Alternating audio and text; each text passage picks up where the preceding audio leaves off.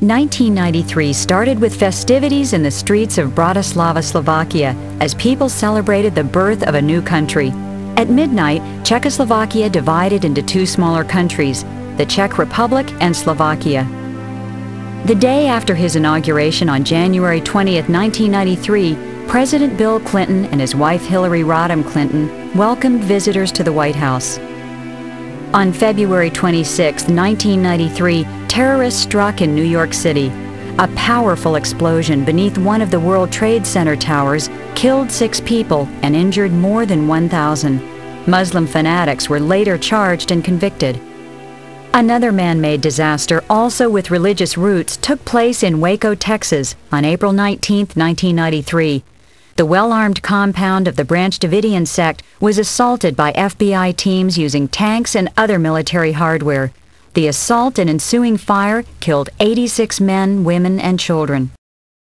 The citizens of Japan celebrated the marriage of Crown Prince Naruhito and Mosako Awada on June 9, 1993, at the Imperial Palace in Tokyo. In the United States Mississippi Valley, the worst floods of the century covered millions of acres of America's heartland. In one of the year's more inspiring events, 2 old foes met on the White House lawn on September 13, 1993.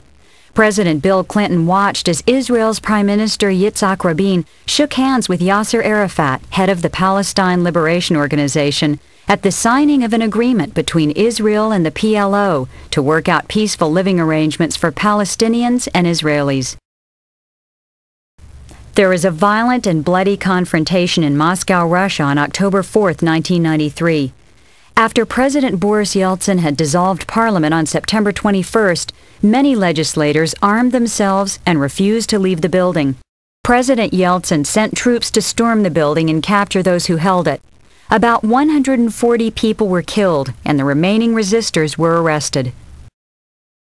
Violence also played a role in the decision of the world's best-known athlete to retire from basketball.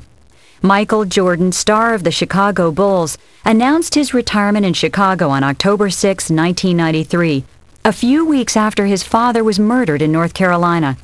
The unfortunate death of his father apparently led him to the decision.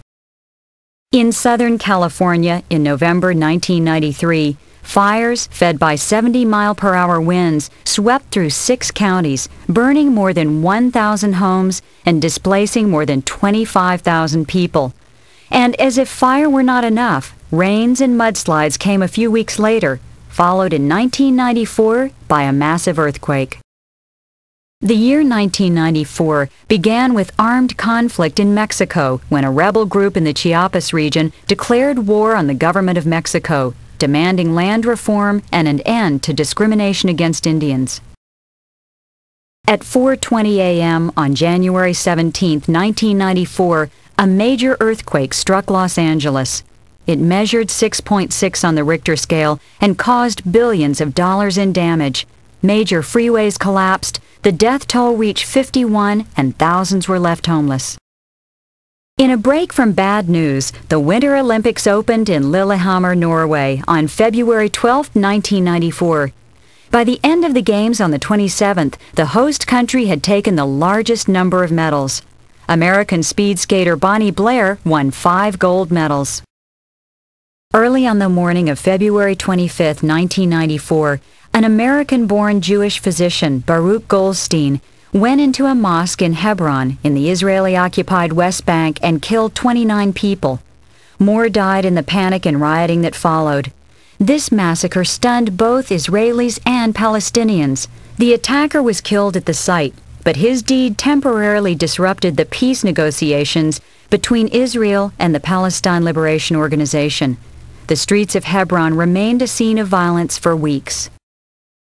Richard Nixon, the 37th President of the United States, died on April 22, 1994. In his eulogy, President Clinton urged, "May the day of judging President Nixon on anything less than his whole life and career come to a close." From April 26 through the 28th, 1994, South Africans of all races voted in multi-party elections, marking the first time that the country's approximately 18 million blacks were allowed to vote.